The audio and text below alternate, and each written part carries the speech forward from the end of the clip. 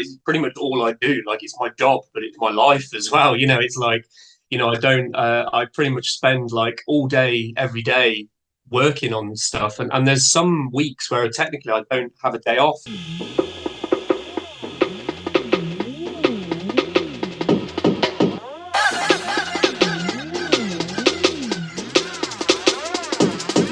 It was definitely a combination of me, like, working myself into the ground, making myself ill, and then gradually coming out of that and then being, getting used to not having any money for a very long time, to then eventually getting to the point where I started earning a bit of money. So yeah, it was definitely a long uphill struggle for me, Baby,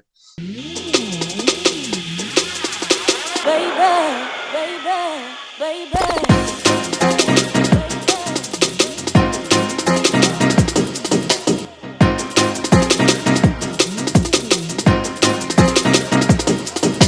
If moving 150 miles away from all my friends and family, if that's what it takes, then that's what I'll do, and I still kind of reflect back on that decision, and I feel like it's still one of the best decisions I've ever made, in my life. Oh, baby, oh, baby, oh, baby.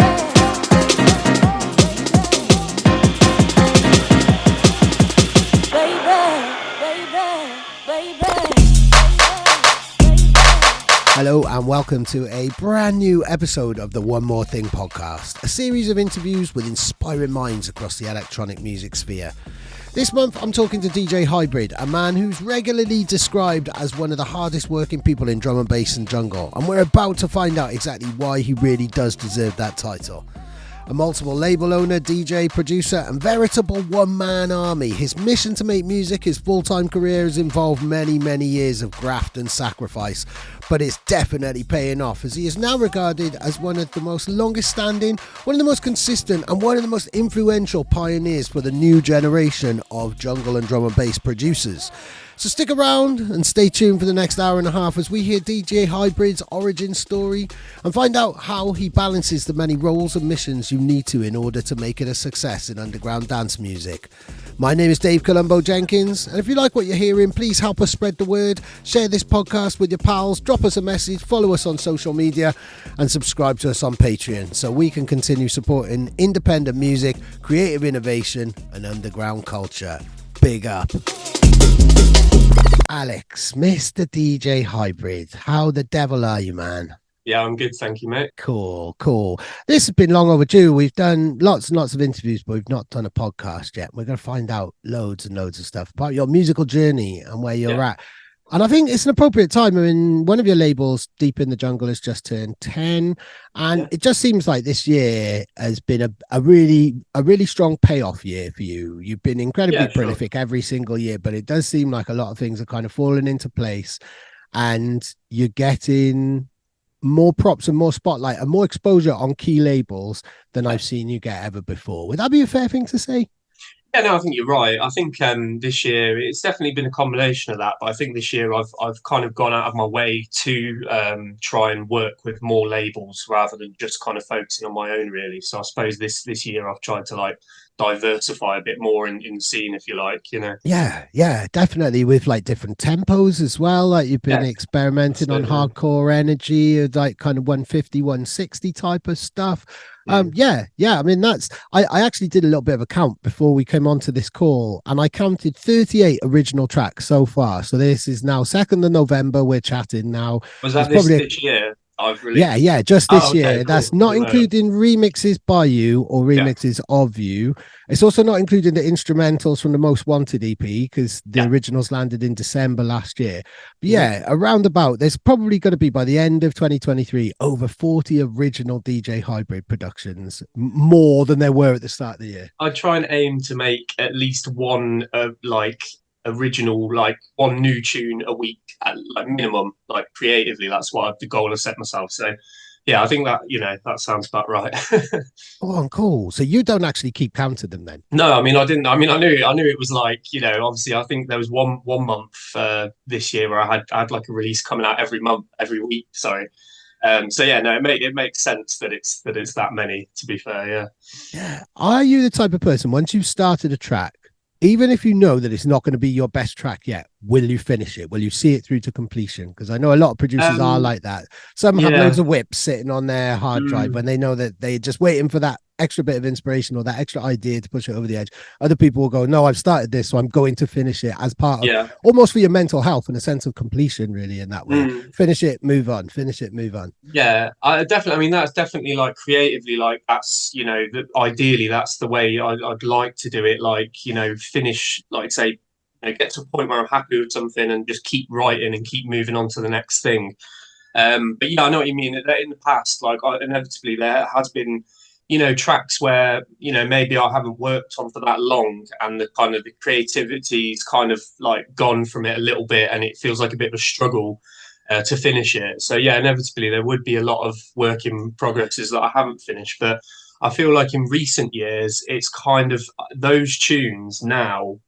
I feel like I've got a little bit more motivation to finish those tunes. One, for either stuff potentially that could go on my Patreon, but two, also things with like say if there's a tune that's like it's got good elements in it, but I don't have the enthusiasm to finish it like creatively. I'll go through and like gut all the good bits out of it for sample packs. So I'll take bits like bass loops and drums and little patches and stuff like that, and they kind of go towards the sample packs that I do on Patreon every month.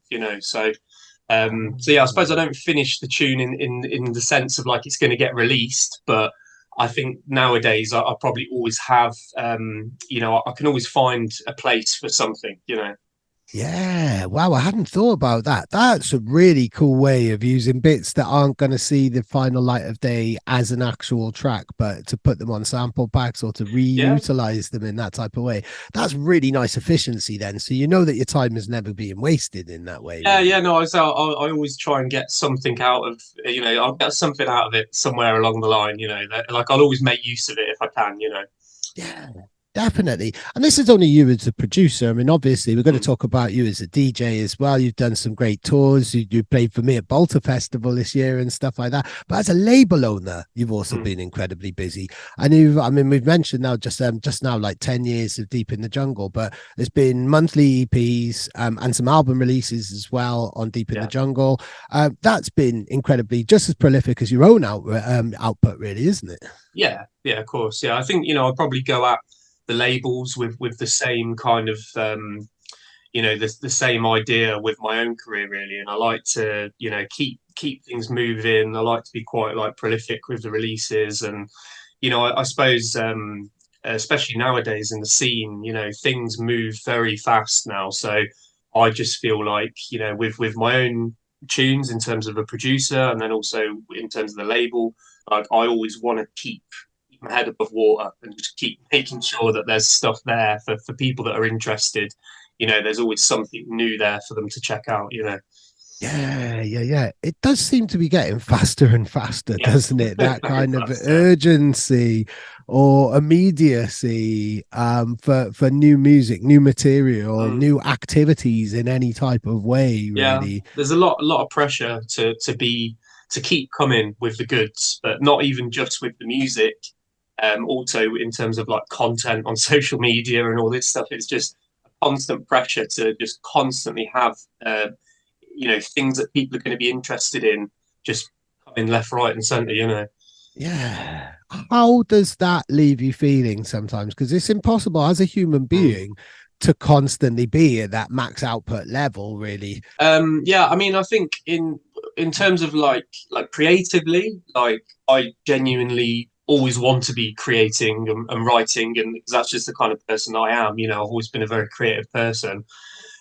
So that's something that I would want to do regardless of any external things. But I think when it comes to the labels, I love doing the labels, and I love bringing new artists through and curating albums and music and releases and things. I feel like sometimes with the labels, it does get a little bit on top of me, and then that impacts on my own creative work. And sometimes I have to, I mean, like we were saying before, it's a bit of a balancing act, But for example, the last couple of weeks, I've took a couple of weeks off from label stuff just purely to focus on my own music with no distractions, So that's fine. But then I think in terms of like social media and, you know, creating content and all this kind of stuff, I think that's where I really have to dig deep, because that's kind of the stuff that if I didn't have to do it, I wouldn't. But there's Yeah, like there's a pressure to be active, or to be seen to be active on social media, and I have to do it, you know, more so because I definitely. have to rather because I want to, you know. No, definitely. I'm feeling that really. I want to come back to that kind of just that needs that incessant drive to be creative, because I can Mm, relate to that. And I want to find out more about that part of your approach in a moment. yeah, But with the labels, because you've made some quite big changes with how you run labels, and yeah, Deep in the sure. Jungle, especially, is kind of known for breaking so many new artists and so much new music. At the start of the year, you gave Mm. people a bit of a scare, didn't you? You thought a lot of people thought, including myself for a minute or two until Yeah. I properly looked into it. It did look like you were actually going to close down one of your labels, Deep in the Jungle.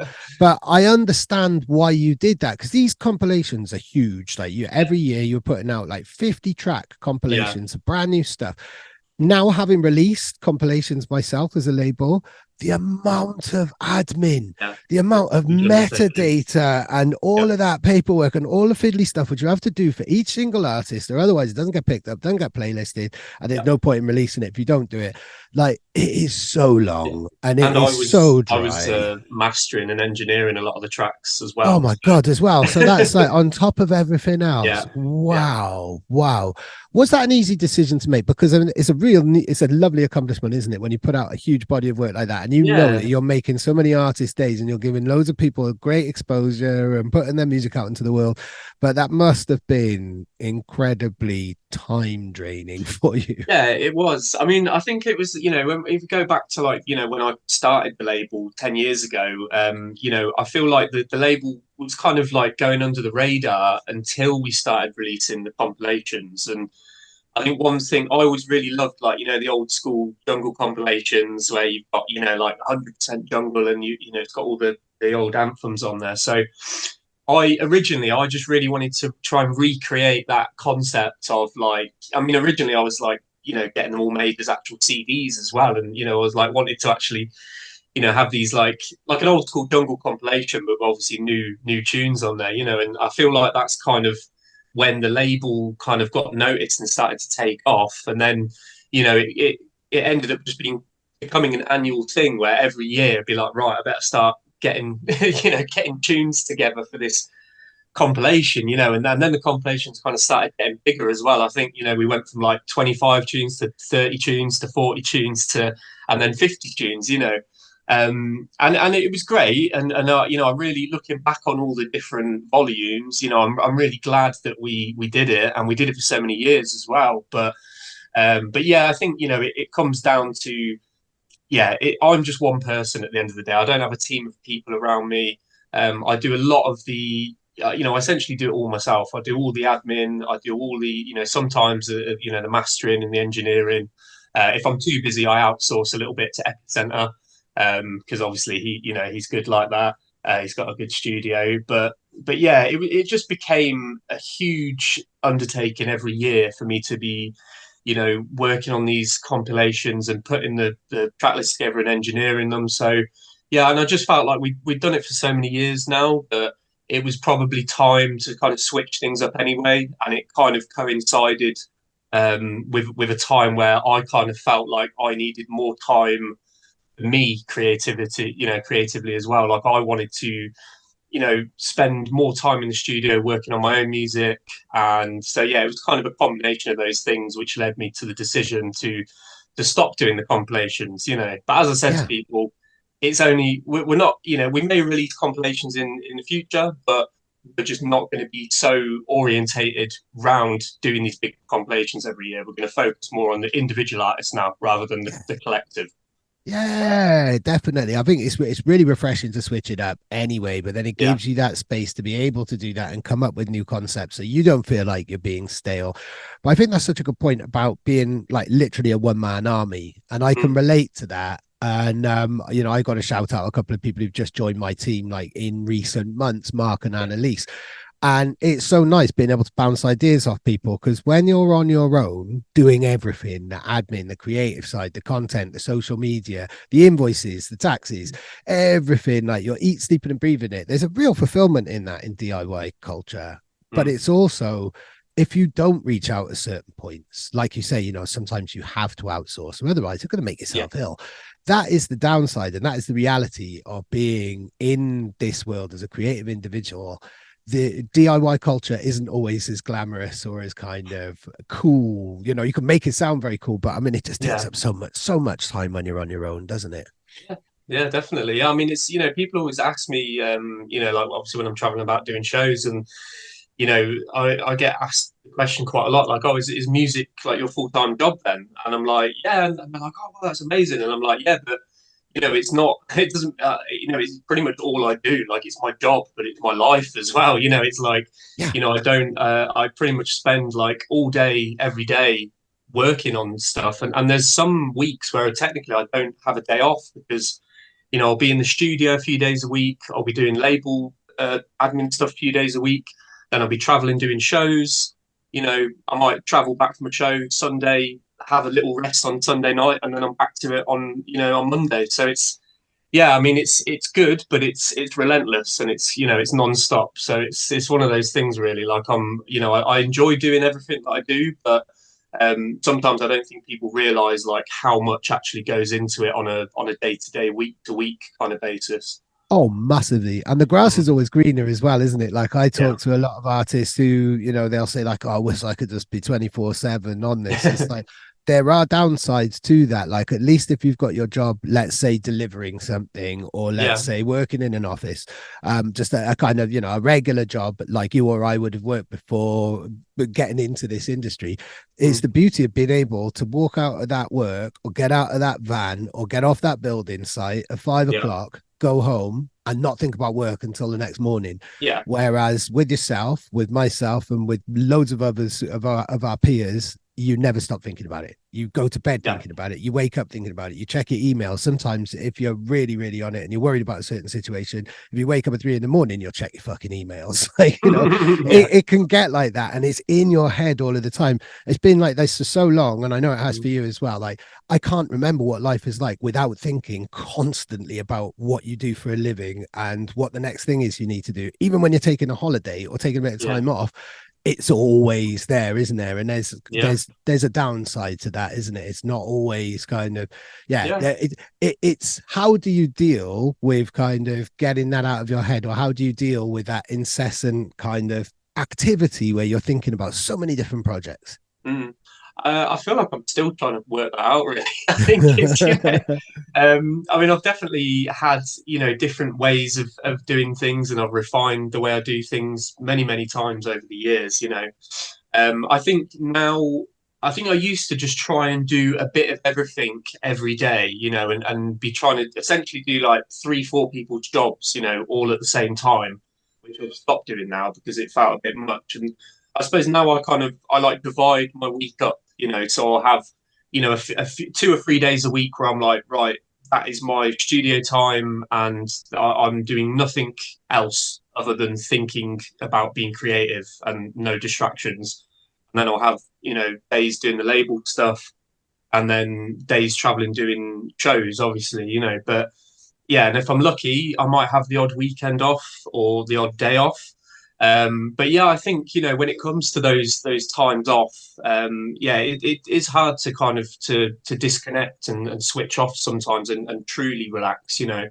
And also sometimes I find like when I've had maybe a few days off, or a long weekend off or something, it almost like throws me off my game a bit. So when I then try and get back into work, I'm a bit kind of lagging a little bit, and I'm a little bit rusty.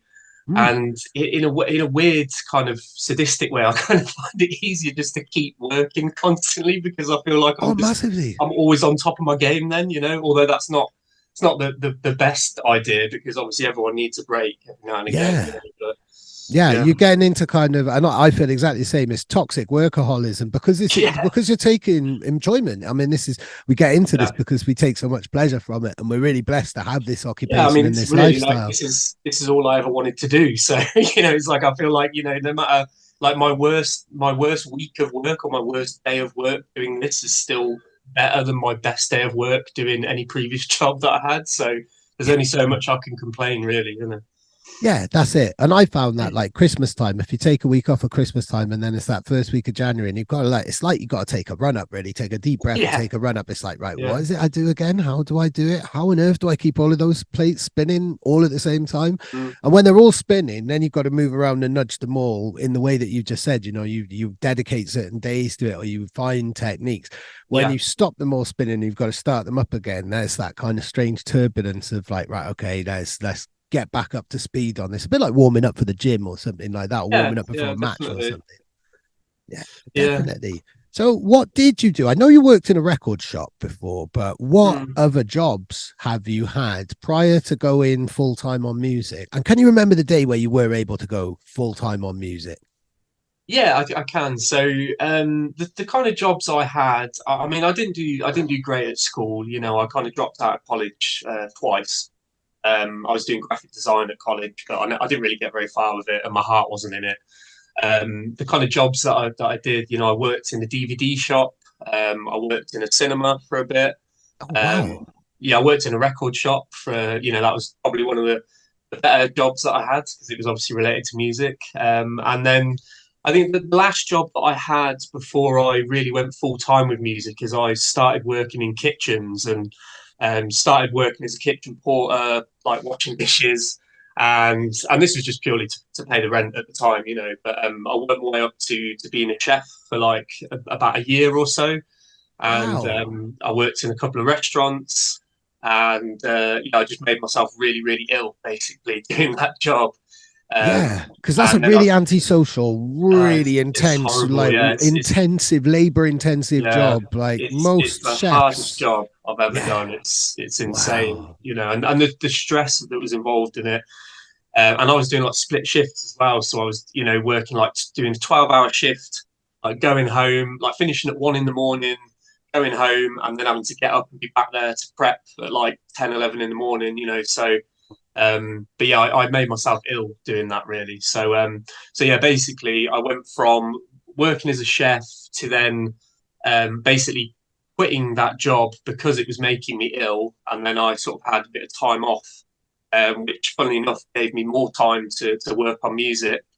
But then I still had a few years of like, well, I wasn't quite full time with music because I wouldn't have said that I wasn't really earning a living from it, although I was working on it like it was my full time job, but I wasn't actually, earning a living from it. I think the time where I really kind of consider, me starting it as a full time job and earning enough money to warrant it being my full time job was probably about 7 or 8 years ago when I went and did my first tour in the USA and Canada, because that from doing that tour, I earned I earned like more money than I'd earned doing anything else before, and that felt Wow. like a nice chunk of money to live off for for X amount of time. And then I suppose it just kind of it went from there really, and then obviously the shows picked up, and then obviously started getting paid a little bit more for shows, and I suppose it all kind of went from there really.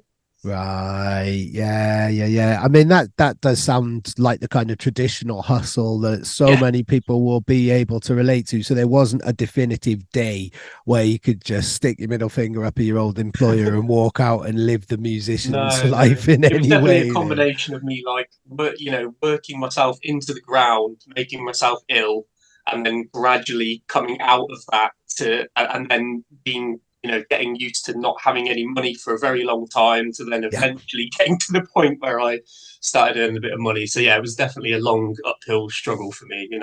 Yeah, as it is for so many people, and we've spoken about this in other interviews as well. One thing Mm, we haven't ever spoken about, and I was wondering this when I was sort of preparing for this conversation, is I don't know mm, your origin story. I know all of these parts, like I didn't know mm, all of the jobs that you've done, but I'm really interested. I've asked a lot of people this in this podcast series about first musical memories, like that yeah. first time where you might have had an inkling that music might play quite a dominant role in your life. Have you got anything like that? Was your upbringing quite musical? What were your parents Yeah, like I think so. musically? My mum was an artist, so I always had, Wow, yeah, I wow, always like a had that professional creative. artist.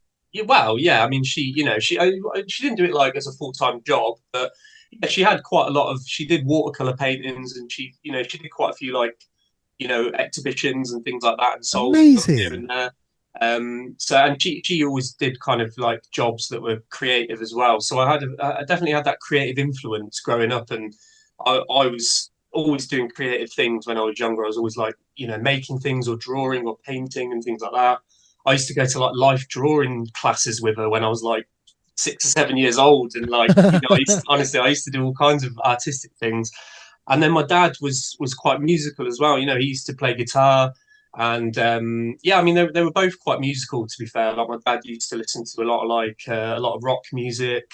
My mum used to listen to a lot of like funk and soul music and stuff like that. So yeah, I mean I definitely feel like I definitely had a lot of either creative or just musical influences growing up. Yeah.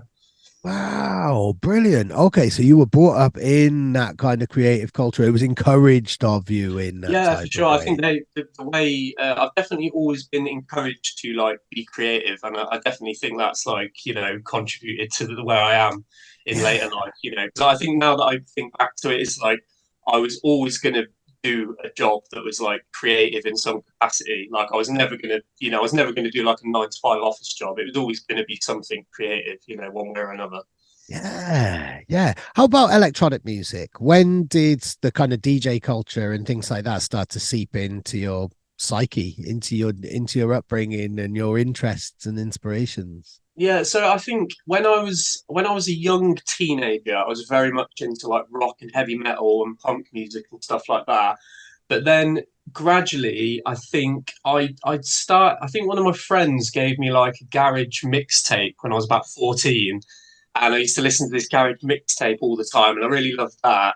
And then I suppose as I kind of got towards like the age of 15, 16, I started to get into more kind of electronica music and things like Ninja Tune, like Mr. Scruff and Mm. the Herbalizer and DJ Food and stuff like that. So I think I was really into that kind of stuff for a long time, and I was a big hip hop head as well. So I used to listen to like trip hop, electronica, hip hop, and then I think it was probably when I started going out, to events and raves. That's when I started to get into like the more energetic, like electronic music. Like I started going out to like hard house raves and hardcore, and then eventually drum and bass. So it all, I suppose, it gradually went from like like bands to electronic music to then just like rave music essentially. Yeah, I can identify with that journey as well and tick Yeah. a lot of those boxes. What was your first ever rave like? The first time, and Um, were you underage? Did you have an underage No, no. So like a I fake was ID? I've always had a very young looking face for my age. So I could, I mean,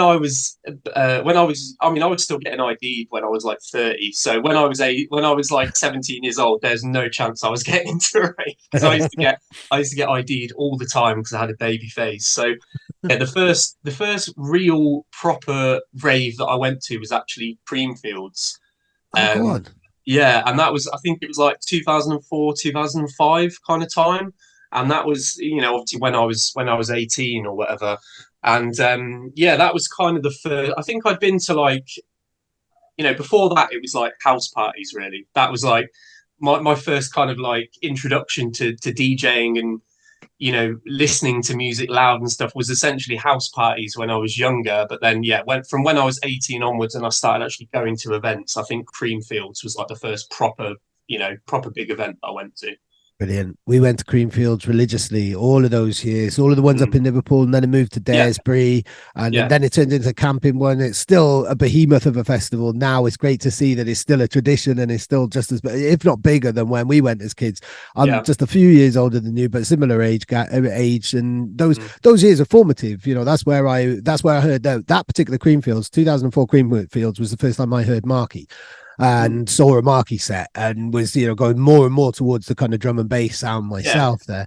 But what are your memories then of that? Now Well, looking back as a full-time DJ type of thing. Yeah, I mean, I remember. I mean, at this point, I was very much into a bit of everything. I wasn't like necessarily a drum and bass head. I like drum and bass and jungle, but I was into everything. So I went to the festival with a very open mind, to what music we were going to see.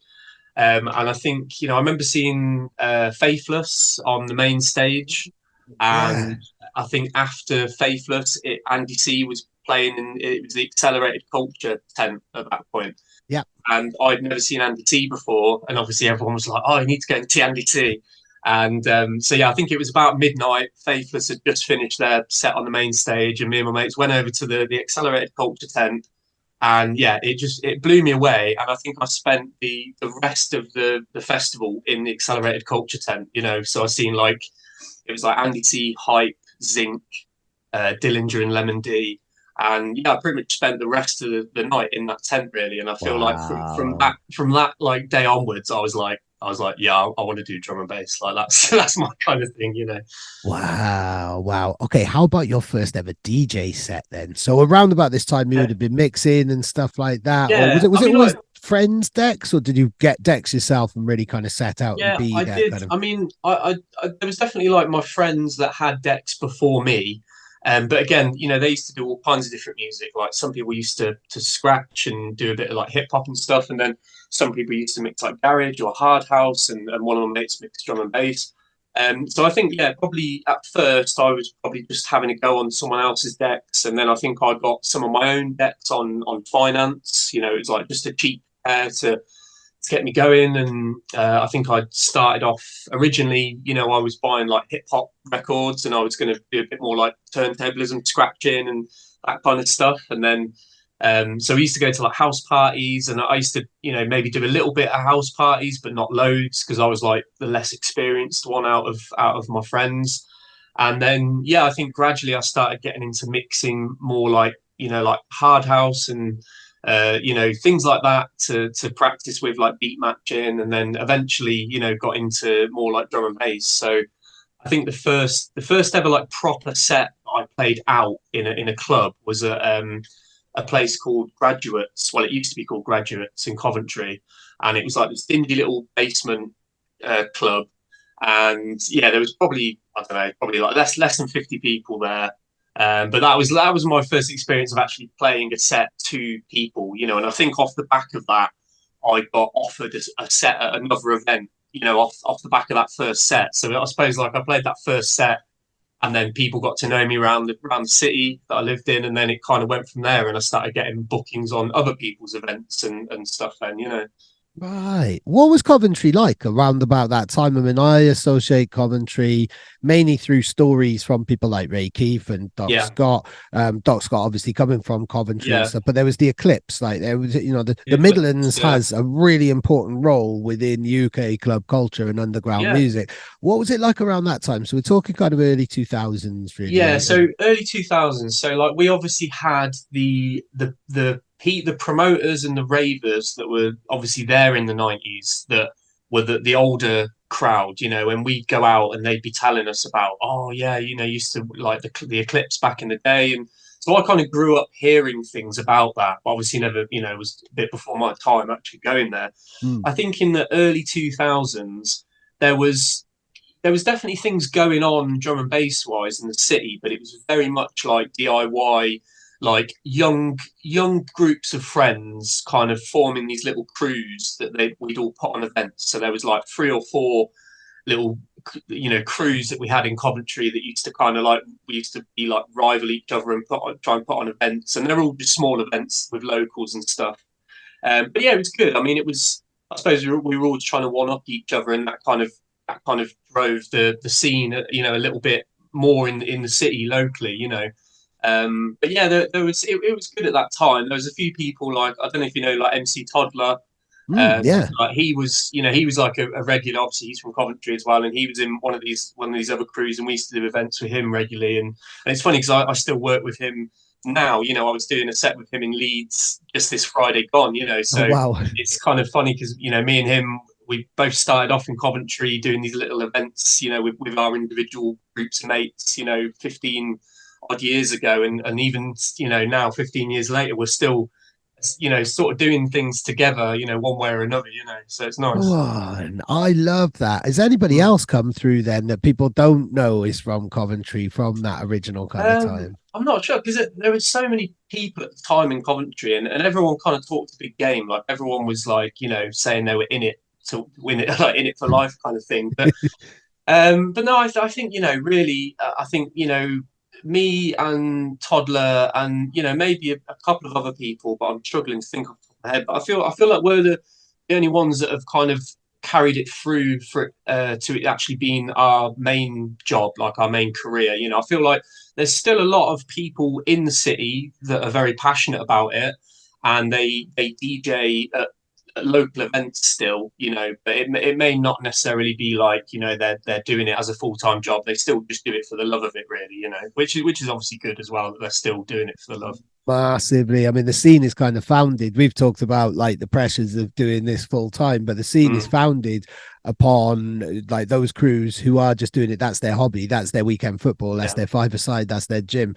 That's their outlet from the frustrations of life. And that is what this whole culture is founded on. That 1% of us might be doing this full time or working in it full time. The reality is the majority of people do have another job. They've got family commitments, they've got mortgages, bills, which are constantly going up, but yet they still do their regular nights and they still get together and have a mix and do these kind of smaller underground nights. And a lot of that is still that's where you've come from, that's where I've come from. It's where a lot of bookings come from as well around the country, isn't it? These kind of smaller promoters who are working in small venues who just do it out of pure love. And they still, I would imagine quite a lot of your regular weekend schedule is, going around the country, meeting up with crews like this, really. I was going to say, that's literally like my bread and butter, playing at these smaller events by, say the promoters that are doing it for the love of it, so yeah, it's definitely not always the big events with the big, the big like promoters that are doing it as a career. More so than often it is just the people that are doing it for the love. And like you say, they just like bringing you down to the event. They like hosting you, and they like meeting you and stuff like that. And you can see that they're passionate about it. When you go and yeah, that is definitely like a lot of the regular gigs I do. It's that kind of setup. Yeah. And I think, it's a privilege to go down and check out particular nights like that. So I was playing at a night literally this weekend just gone where you've played for them as well at the Tunnel in Haverfordwest. It's a really small venue, but it's run by people. And it's a privilege to go and meet, and they were introducing me to lots of regulars. Yeah, so they're a really nice group of guys down there. Super nice group of guys. Like, shout out to all of them, but shout out to all of those type of crews, because when you go down and when you're a guest and you're invited, and even if you were to just go down to that town or up to that town and spend the weekend and go there anyway, people make you feel so welcome. They're really proud of their town, because it's like, we might not be Bristol, we might not be Manchester or London, but this is what we've got. And it's a real honor to kind of be part, like an honorary member of this little community or of these like really buzzing communities. And I think it's a privileged position to go up and down the country and to play a role in that and to see how these crews work, because whether you're up in the top of the Highlands or right down in Cornwall or somewhere like that, from the north to the south, there is this kind of culture, this founding kind of this thread that everybody kind of shares out of pure passion, and we're lucky to see that across the country, isn't it?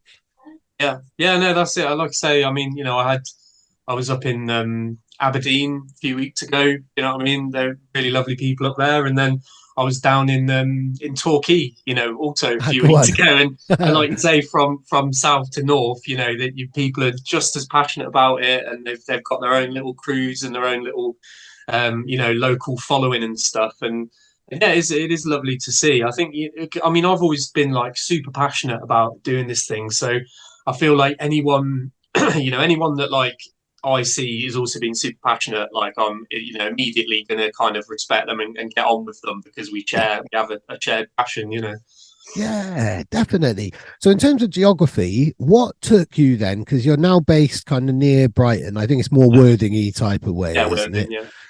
What took you down there? And I know that you take a lot of fulfillment from living by the sea, don't you? So that's, I said, like, from going right in the middle, probably the most landlocked area of England. Yeah, right down to the outside coast. Just outside of Coventry is the most central point in the whole of England, like, officially on the The map. furthest away from any sea or It's the anything middle. like It's the that. middle of the Midlands. Yeah. So what was it that took you down there, and how did your life and what impact did that have on your life? What positive impact? So I think, I was at a very transitional kind of period in my life, really. I'd gone from doing events locally in Coventry and being a regular local DJ on the local circuit in Coventry, and that was good, and we had a great time doing it. But I really wanted more than that. I didn't just want to be like a local DJ in my hometown. I wanted to, be a DJ, globally, or at least up and down the country or whatever. So that was around the time that I really got into production and obviously started the labels. So it was kind of a period of time where I was almost taking a step back from DJing. I went from DJing in my hometown every weekend to barely doing a show for a year or two. And I spent that whole amount of time just being in the studio, working on music and trying to get the label off the ground.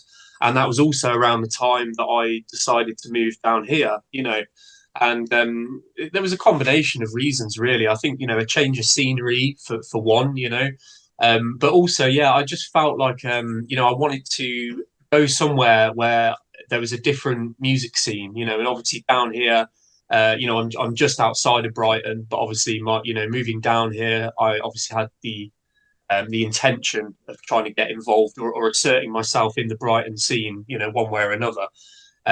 So yeah, I think it was just I was just trying to reach out and network and stuff like that.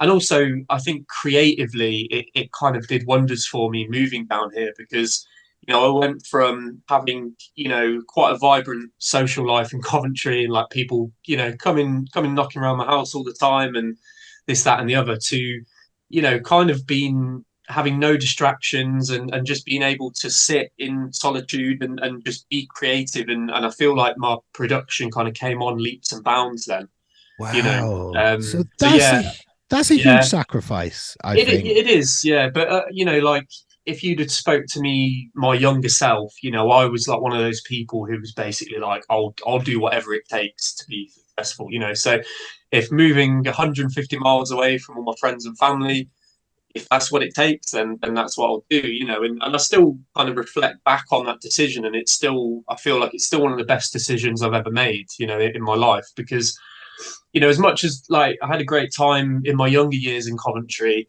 I feel like I don't think I would have wanted to stay there for my entire life, and I really love living down here. Like I've literally got like the seas literally just across the road from where I live, and I love having that there, and also I love, being quite close to Brighton as well, because obviously when after about a year of me moving down here, obviously I didn't know anyone at first, but within about a year of me living down here, that's when I started to get network with people in Brighton, and then I became a regular kind of DJ in the Brighton scene, which was, and obviously, all of those people that I met in the Brighton scene that's who are my kind of mates down here and the connections I've made, so yeah, Yeah.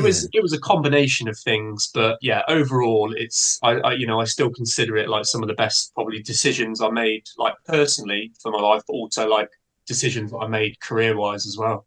Yeah, it kind of galvanizes that one man army vibe that you carry about you as well, though, making that leap and, kind of going on your own. Because the usual move that people make is when they go to study somewhere else or they take a job somewhere else or they've met somebody else. And then you tap into those other social networks. Whereas you identify Brighton as a healthy scene, and what scene as well, like it's Shogun Audio, a Subliminal with Aggro, Overview, although they weren't around at the time when you set up, but Pete was doing parties and stuff back then. Volks, like Brighton's an amazing, beautiful, artistic scene and stuff. Yeah. But you made that move on your own with no kind of existing networks in place there. That's a huge move to take. It's not like moving to another country, but it's still like, you created this place of solitude for yourself, really, to give yourself that freedom as a creative person to completely change your life there, really, or write a whole new chapter, really, and Yeah. reinvent yourself as a producer rather than just a kind of a local hardworking DJ. Yeah, that was it really. Yeah, that was what I wanted to go from, because everyone knew me in Coventry as like a local DJ and stuff. And it's even like one of those things where, you see people that in Coventry that you either grew up with or you know them from the scene, and you bump into them, they're like, oh, you're still doing that DJ thing, you're still doing the music and that, and you're like, yeah, I'm still doing it, and I feel like, in a way, people didn't really take me seriously until I moved down here and started doing all the things I'm doing, because, back when I lived in Coventry, like everyone was an aspiring DJ, everyone was like, trying to do the DJ thing, but no one was really doing the production thing, and definitely not the label thing, and when I really moved down here and put all my efforts into production and the labels, that's when I found people started to actually take notice and be like, oh, fucking hell, yeah, like, oh, you're doing all right, actually, like you're putting everything you've got into it, Yeah, man. I mean, that was my point of entry from you, and this is where I started to get impressed by what you were doing. So I was doing a radio show around 2014, 2015, and I was playing all of this stuff on both of your labels. And I've told you this before, like, I would be going for walks around the mountains because I'd moved to another area, but it was to set up a family. And I was thinking, like, man, I need to get this man a pint. He's just so like, because of the output and like, all the other artists on the label. Some of my closest friends, like Scartip, I found out about through compilations of yours and stuff. But then when we did our first interview around about this time, kind of mid 2010s, the reasons for you setting up the labels were because you got into production, you weren't getting a bite off the RAMs and the players and the labels that you really wanted to see yourself on and have been inspired by kind of coming through. So you set up your labels. It's just like, well, if nobody else is going to release my music, I'm going to do it myself. Which I think is incredibly, like, it in one hand, it's a really old school way. Like that's exactly what Andy C and Hype and everybody else was doing, setting up these seminal labels, which we still love to this day, but also a very new school, like, your work ethic and everything that we've spoken about before is also very kind of, that is a reflection of how everybody has to work now, really, just being that all-rounder, doing absolutely everything, because you can't pay anybody else to do it. There isn't enough money to do that. But that was basically the seeds that you planted. It was like, well, if nobody else is, if my demos aren't ready for other people, then I'll put them out myself, because this is how much I believe in this and I believe in myself, really, isn't it? Yeah, I mean, I think, I was even maybe a little bit too eager at first with I think the first release that we did on Audio Addict, so back in 2010, so 13 years ago. My tunes maybe weren't quite ready yet, but I was so eager to get stuff out there that, we spent all this money getting loads of vinyls pressed, and we didn't really sell that many of them, but it was still kind of like my introduction to putting music out there. But yeah, that was it really. Like when it first started, it was more about like, I've got a vision of what I want to do, and other labels might not want to take a chance on me, but like I want to take a chance on me, and I want to put all my money and everything I've got into this label and this venture, Yeah. So you mentioned there was you had a business partner as well, didn't you? You launched labels with somebody else, a friend, didn't you? It's Chris, my selector. I think you might have done an interview with him years back. Oh, yes, I did. Yeah, he did breaks as well and stuff like that. I've spoken to him. He's still doing stuff now, isn't he? Yeah. I was literally on the phone to him the other day. So he's literally like one of my best mates, like from back in Coventry. We went to school together, and we grew up together, and we both started the label together, and it was again, it was to get both of our music out there. And he's gone through many musical journeys. Like he started off making drum and bass, and then he kind of started making dubstep, and then he sort of went down the more breaks kind of route, and the 130-ish kind of stuff, and obviously he still makes like jungle stuff as well, but yeah, we kind of started the label together, and we, at first it was a joint venture, and then I think gradually over time he kind of had a different project that he wanted to work on. Like he had his own label that he wanted to work on. So he kind of went off and did that, and that was more in the 130 kind of spectrum. And I kind of carried on with Audio Addict and Deep in the Jungle, which obviously more in the 174 D&B kind of realm, So yeah. Well, huge shouts to Chris there. I'd totally forgotten, but I was a huge supporter of him on that radio show that I was supporting a lot of your releases on as well. Brilliant. I mean, at what point was there a point where you felt that people were starting to pay attention? And, that it was, was there a significant release or moment where you thought, okay, this is all starting to kind of fall into place here slowly? Yeah, I mean, I think probably about 10 years ago now, almost like nearly not far off, bang on 10 years ago, because it was November 2013.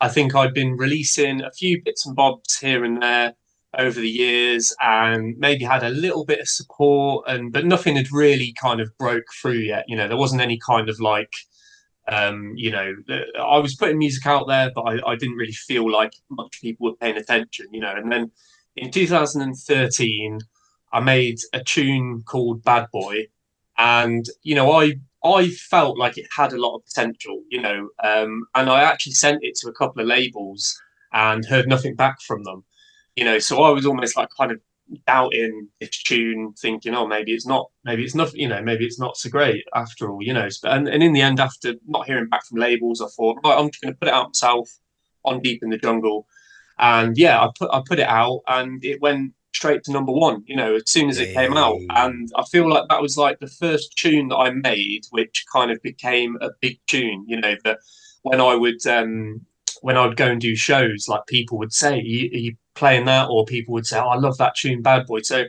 I feel like that was definitely the first little kind of push that my career had, in terms of like, getting support from bigger heads, getting a number one like chart position, because that had never happened to me before, which obviously like a big thing at the time.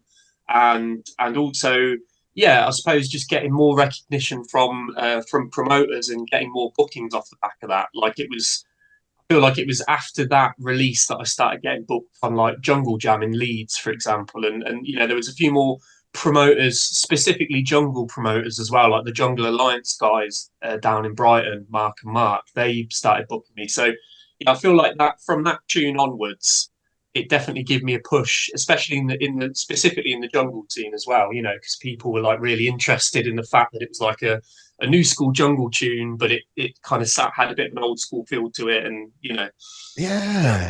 I can imagine that as well, because there was a lot of solidarity between people who were flying the jungle flag, because jungle is incredibly relevant right at this moment. There's been at least 3 or 4 renaissances since then, at that time, 10 years ago, 12 years ago, people weren't using the word like they do now. People weren't playing with break beats quite so much.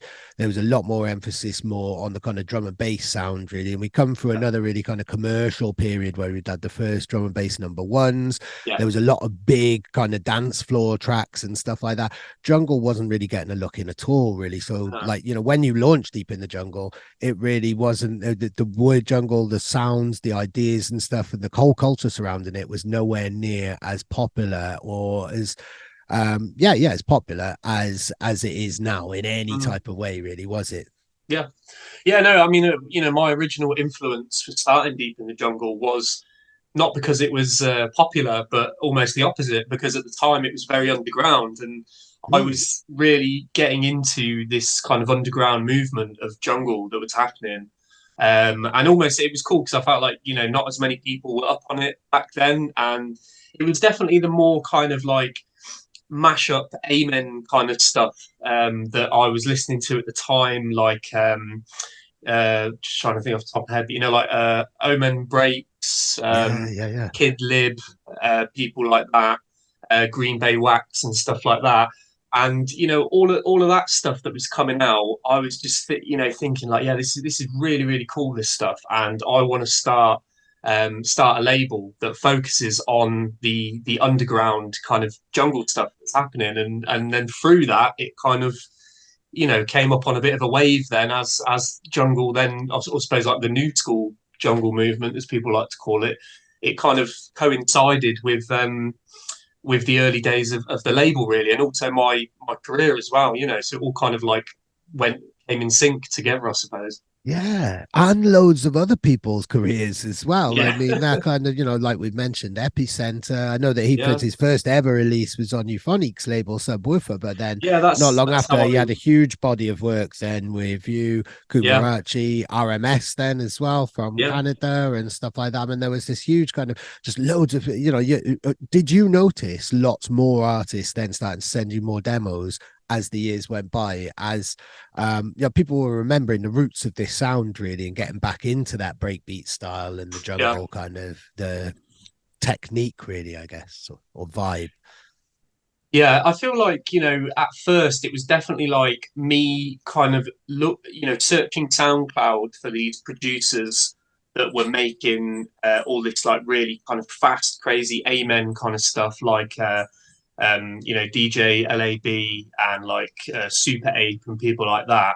And that was kind of like the stuff I was looking at, also Criminal Sound as well. But yeah, that was kind of the stuff I was looking for at the start. And then I feel like as things kind of moved on, we started getting an influx of demos that were kind of that style, but then also very much, I suppose you could say, like the kind of Blade Runner influenced kind of new school jungle thing. So it wasn't so much like crazy amens, it was more like kind of stripped back kind of think breaks and nice deep reeses and things like that. But yeah, I definitely noticed there was definitely like, it felt like there was like a big boom at one point in the early days of the label. And yeah, we just started getting an influx of demos from all these new artists that were. You know what? I always thought as well that a few years earlier is when Ray Keefe started releasing his Dread sample packs. Yes. And I always feel like that had a big impact on things, because back then you had your really old jungle sample packs from back in the 90s that people would have on CDs and things like that. But you couldn't really buy stuff like that online. It was more like you had to know somebody who knew someone who still had all this stuff backed up.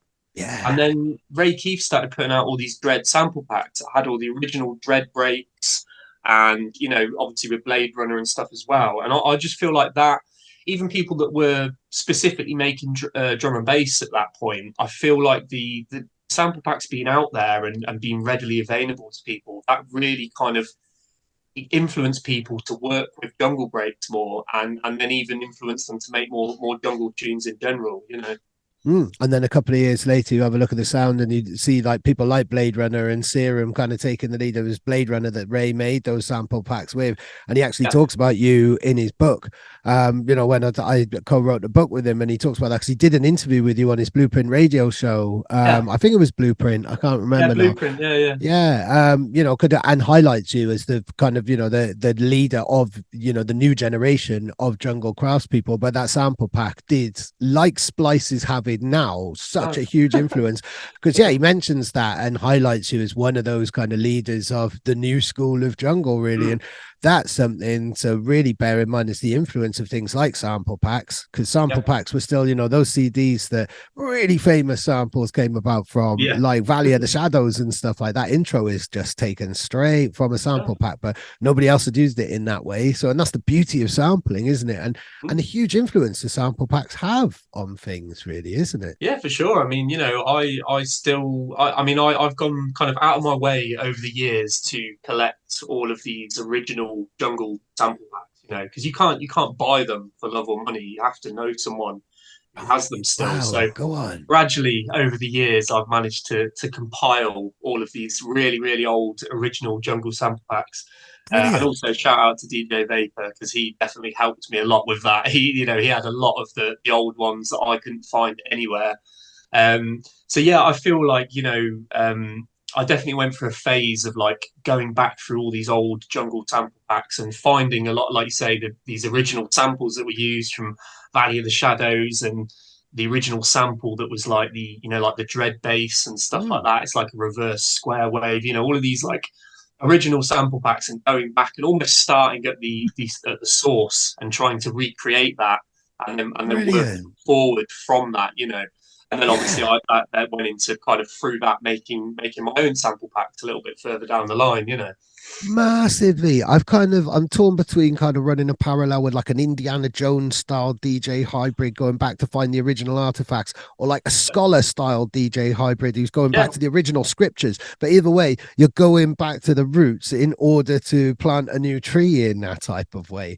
So with your own sample packs now, do you hear yourself echoing back in other people's tracks, submissions that you get, other people, you know, things that you're buying on Beatport and stuff? Can you hear your own samples now echoing back at you? I actually hear a lot of my samples in a lot of people's tunes, and sometimes they're like some pretty big people as well, you know. Like I mean, you know, me and my mate were driving to a show not so long ago, and there was a tune on the radio, and there's like this kind of little glitch drum fill that I made in one of my first sample packs that I made with this glitch kind of this glitch plugin, and that's been used by a lot of people over the years. And there was some tune that was on the radio that had that sample in it, and I was just like, I swear that was a sample out of my sample pack. So yeah, it's really weird because it's a sound that you've heard so many times, so your ear just kind of like tunes into it straight away.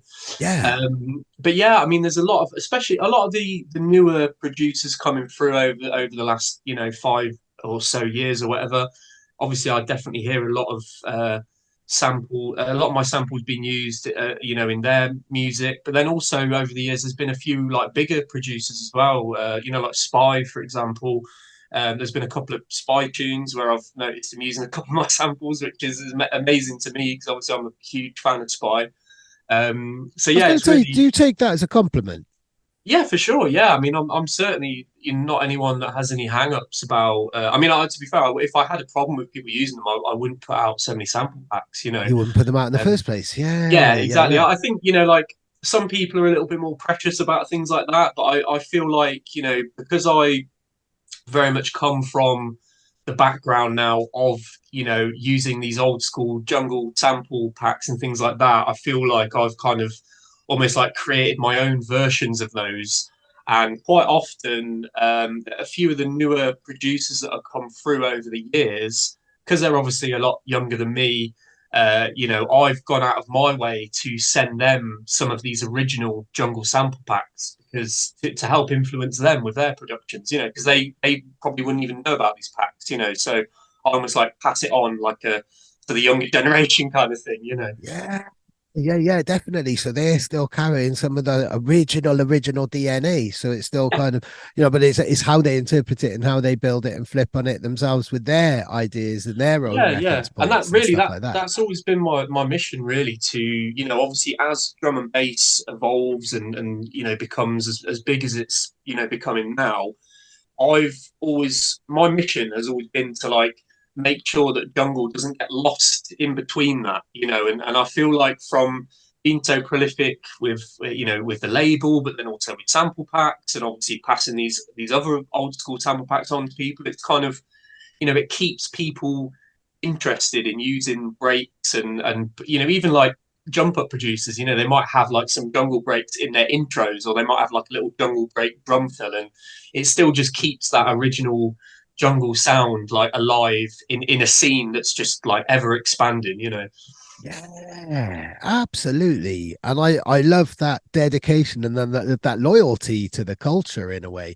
And I want to know about your creative approach. So you said you were creative ever since you can remember, really, in that type of way. And my favorite thing about creativity, and one day I'm going to make a documentary about this, is when you get that idea. And you get that idea and nothing else matters. You could have people phoning you up. You could have anything coming to your door or any type of situation, but it doesn't matter because you got that idea and you're going to see this through.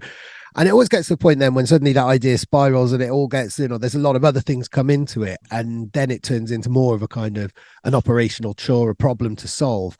But that first idea, like I got goosebumps now. I fucking love that. That's what drives me. It makes me do what I do. And I would imagine if, you know, if you're always creative and you're always doing that, that's probably you can relate to that experience. Yeah, 100%. I feel it's like the best feeling in the world, isn't it? Yeah, no. What you were just saying then about, you know, having that creative spark and yeah, like in that moment, like nothing else matters apart from that creative spark and getting that idea down, you know. And I feel like, you know, over the years, that's definitely been out of everything I do, like I love every aspect of what I do and my role in the scene and this, that, and the other. But and obviously traveling and doing shows and all this kind of stuff. But nothing, nothing fulfills me more or makes me feel more content with myself as an artist or whatever. Nothing makes me feel more content than getting being creative and getting that idea down that you're happy with, and it just makes your self-worth just goes like that, because it just makes you feel like you're really doing something. So yeah, I think yeah, I've always been a very creative person, and that the creativity is definitely what drives me, Yeah. enthusiasm to be creative. Do you get ideas in really random places? Like, because you could start off a day thinking, right, okay, today I've got to do this. I've got to email that person. I've got to go and see this person. I've got to sort that out. But then something will hit you. You have one of these ideas and you go through this situation, and suddenly you've got Yeah. to think, right, okay, I'm going to park all of that because I need to get on my door. Or for me, it's like, I need to get on the phone or I need to be writing stuff. Do Yeah. you, I mean, do you have days like that where because the creative urge is so strong and the idea is so strong that you have had to go, right, all of that can wait until tomorrow. I need to get this shit done. Yeah, in fact, that's kind of what I've done this last 2 weeks. Actually, I've Brilliant. actually, I've actually purposely slacked on like all of my label admin and everything, purely because I've had a really good creative spurt in the studio, and last month I was really busy doing shows, and I ended up not really getting in the studio or making any new music for like a month, and that, like being a creative person, that really makes me feel miserable if I'm not actively Mm. creating all the time. So yeah, it was like a long, well overdue kind of creative spurt, really. And I think for the last week or so, I've probably just focused on being creative and writing tunes, and I've probably wrote about 7 or 8 new tunes in the last 10 days or whatever. Brilliant. So yeah, that this last week has literally been one of those times. Yeah. Go on, amazing. And do you get ideas in really random places or really random times? Yeah, I do. I mean, to be honest, like the way it's kind of tackle like creativity now is I just try and just write as much as possible. Like, and when I mean write, I just mean like, it could be in the studio writing music, or it could just be like on a train writing, making notes in my phone of ideas and influences. If I hear something that influences me, I'll make a note of it. If I have an idea for a bass line or a drum pattern or something, I make a note of it. And it's just that constant, relentless repetition of, writing and being creative as much as possible, so that you're almost like flexing your creative muscles, so that you don't because if you're not constantly doing that, your creativity, you kind of by the time you actually get the opportunity to be creative, you're rusty, and then Yeah. that's when people get frustrated and feel like they have writer's block or something. Or you just get so lost. You get so lost because you've had so many different thoughts bulging up inside that you're not focused and you're not Yeah, like, you can't articulate yourself. Yeah. It's like a yeah. discipline, isn't it, really? Yeah, that's it. It's a discipline. It's like I remember listening to an interview with artificial intelligence many years ago on Radio One, and the way they spoke about making tunes, they spoke about it like it was almost like kung fu. Like every day you have to practice your kung fu, and it's like that. It's exactly that kind of thing. And I know not everyone. It's not realistic to say that everyone can be in the studio actively making a tune every day, but you can still be creative and you can still write every day no matter where you are, because you've always got your phone where you can make a voice note, or you can actually write a note, or if you're working with someone, you can send like voice notes, WhatsApp and things like that. So, or even like there's a few times where I've got like the Splice app on my phone, and so I could be like traveling on a train journey, going through with my headphones on, going through Splice, and maybe finding a vocal or something that I want to work with in the studio next week, and then downloading it on my phone and having it ready to go in the studio. So yeah, I feel like I notice other people talking about writer's block and things like that, and personally, I don't really feel like I've ever really struggled with writer's block, but I feel like it's because I'm just always being creative, no matter where I am. I'm always trying to like practice my kung fu, or flex my creative muscles anytime I can.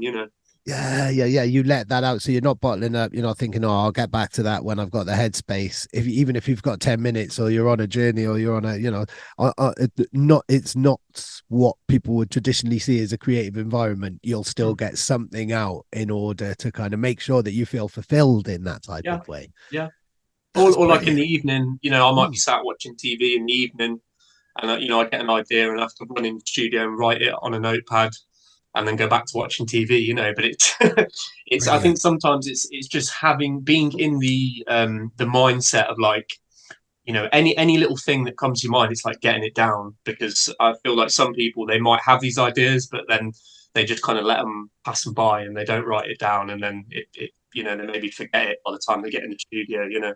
Yeah, or it changes, or it loses its impact, or you Yeah, think, "Oh, I'll remember that," and then of course yeah, you don't, because we're just constantly being bombarded with yeah. information that we're lucky to remember our own names sometimes, because there's just so much information Yeah. happening all the time. If you get an idea, always get it down. So you haven't had writer's block, which I think most producers are I mean, probably like, like sitting there thinking like, "What?" yeah, I'm But not saying that I've like never had it in my entire life. Like, there's inevitably days where I sit down in the studio and it's just not happening. But yeah, I feel like I also know now, like over the years, I've refined my creative approach, and I know now not to get frustrated at myself. If I do have a day where I sit down in the studio and I just can't get anything together and nothing's happening, it's like tomorrow's another day, and you can't, if it's not coming naturally, you can't force it, and if you try and force it, you're only going to end up frustrating yourself. So sometimes it's like knowing when, to, I suppose, like, the most valuable tool you can have creatively is knowing when to capitalize on your creativity or not. Because yes, you could, and vice versa. Like, if you know that you're not going to achieve anything creatively that day, it's knowing to put a pin in it and say, right, I'll try again tomorrow. But then in the same way, you were just saying about sacking everything off to mm, indulge in your creativity. It's also having that thing to know that when you do feel a creative spurt coming on, it's knowing when and how to capitalize on that creativity, and kind of like milking it for everything it's got, because and again, that's what I did last week. I wrote like 7 tunes or something. yeah. And I think the longer you do this, and the longer you know yourself, the deeper you are in this game, the more you can see those signs, and you can see it's like, right, okay, I know that this is going to come now, so this is what I need to put in place in order to get the most out of me in this type of situation, and Yeah, things like that, definitely. really. Like, I watch a lot of interviews and stuff with Rick Rubin, Mm, and I find all of that stuff like super helpful. And like, one thing he always says, and it's so true. Like, as a producer, it's like the way he says it is like, himself, like, he can't make the magic happen, but he knows what to do with it when the magic does happen. So it's like he doesn't possess the ability to just make that magic happen, but he has the ability to capitalize on it when it does happen, and that's kind of, I feel like that's what I'm like sometimes. It doesn't always naturally come to me, but when it does, then I know how to make most of it, basically. yeah, grab it and run with it. And in Mm. that way, on the flip, then, and I'm always interested in this, and they always seem incredibly positive. So this might not be the easiest question to answer. What challenges, like what, when you look back over your career so far and everything that we've discussed, what have been the times where it's been hard to get up in the morning and be that DJ hybrid and do all of these things? Have there been moments where you've doubted yourself, or you doubted the scene, or you've been thrown a curveball which has been incredibly tricky to maneuver around? What Mm. challenges have you faced in that type of way?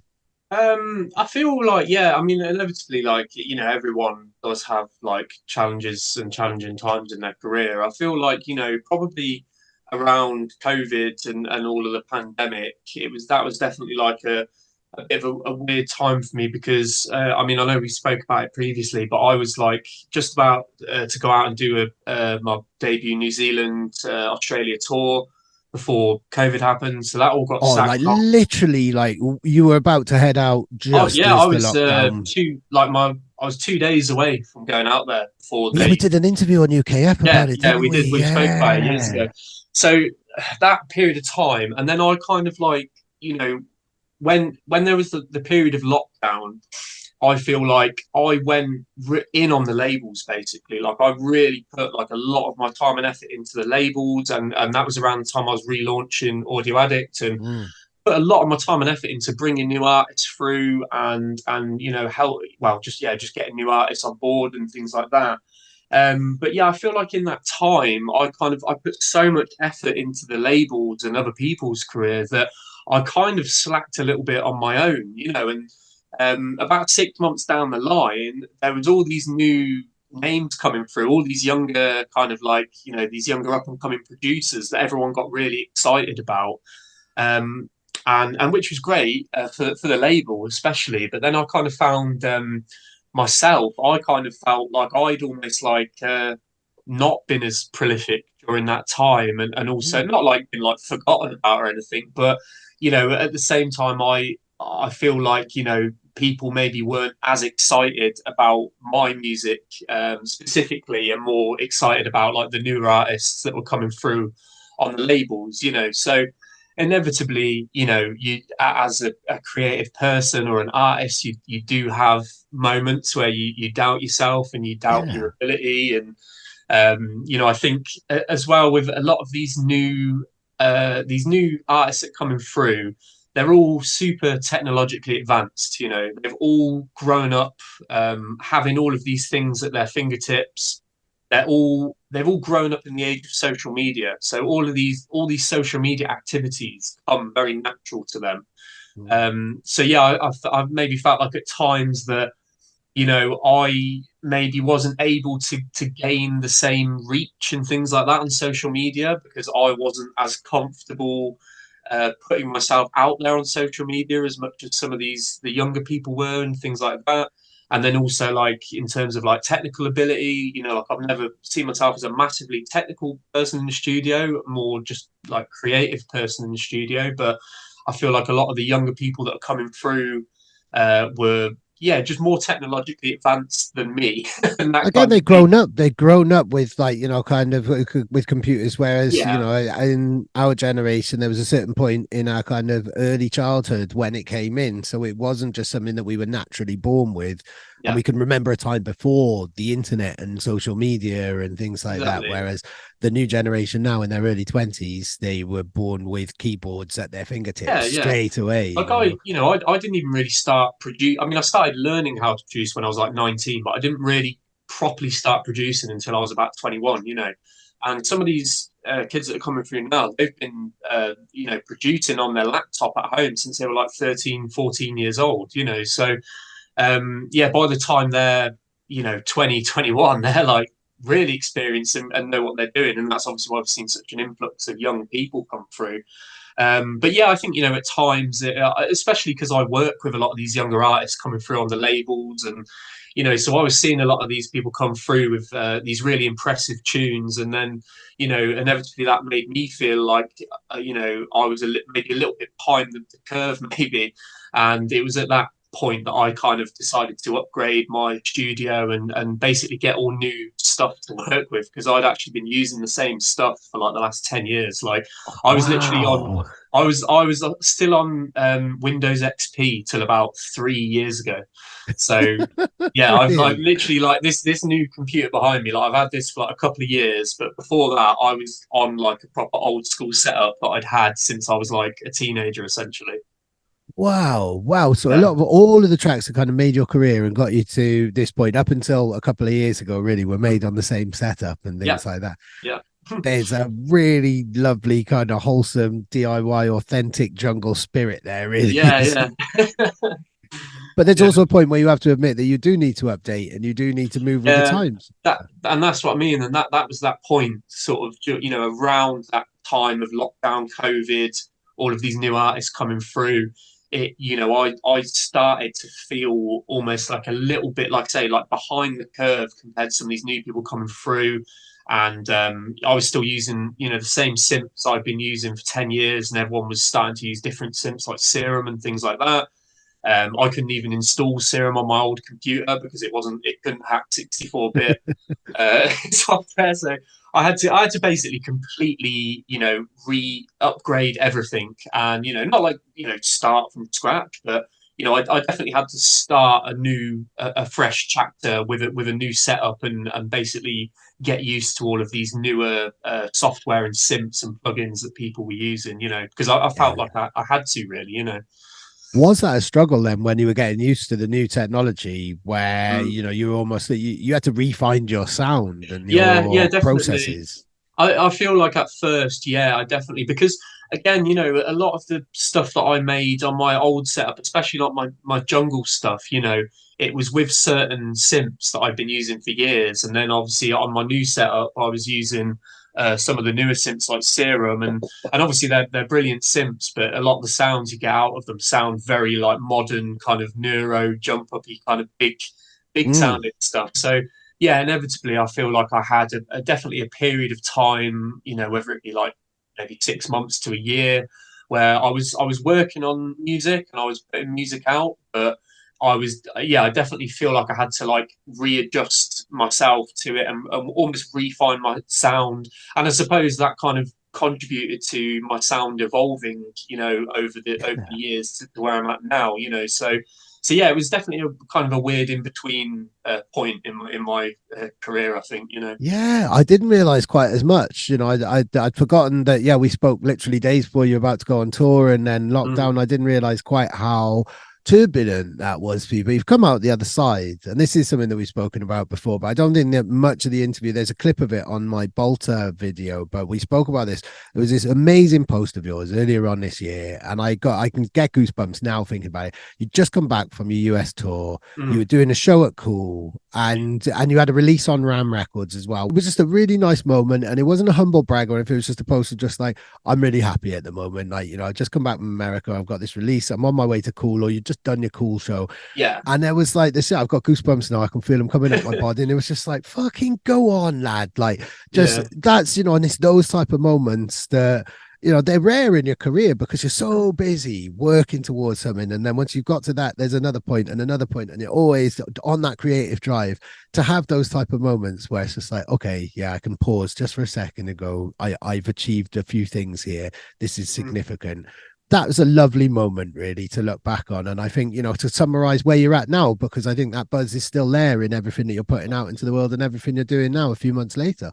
Yeah, definitely. I mean, I certainly like don't allow myself enough to kind of savor and enjoy those moments. No one does. We don't have Yeah, enough and it time to never do kind of that. it's never quite how you expect it to be. But like, yeah, when you do have those moments, I think that one in particular as well. It was one of those things where I was, thinking I was on the train on the way home from doing my first Kool FM show, and yeah, the I'd just come back from tour in America, and I just had a debut release on RAM Records that was coming out the next day, and it was just the thought of like basically if I could go back and tell my 18 or 21-year-old self that all those three things would be happening, not just in my Yeah. lifetime, but happening within a few weeks of each other. Yeah.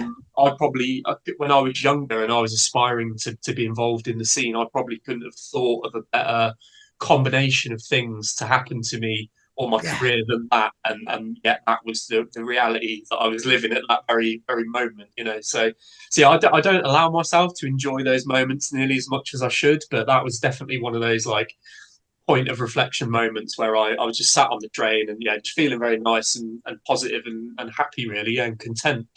Amazing. I hope you get to feel like that many more times in the future as well. But nobody does this for those self-congratulatory moments. Even if Yeah. you think, oh, it'd be amazing to do that, you never, while you're in the moment. And I've spoken to people like with my own successes or people who've had huge successes, paid massive arenas and stadiums.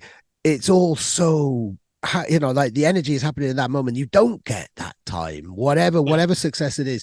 You don't give yourself that time because you're really focusing on fucking smashing it at that moment. And then the Yeah. minute it's over, you might celebrate, but then you've moved on. There's another thing Yeah. that's open, another Even door is like open. even in the past when I've like won awards and stuff, like it's Mm. never how you imagine it would be in your head. Like in your head, you imagine it being like a movie or something, and like at the end of the movie when someone's like, "Yeah, I've done it," and it's not like that at all. It's like you do it, you get the award, and then the next day it's like, all right, well, what we're doing now is back, it's just back to the grind again, and it's weird how you can achieve these things, which kind of are really cool things to achieve, but naturally you don't let yourself savor them as much, and it's just kind of back to work again and back to the normal stuff.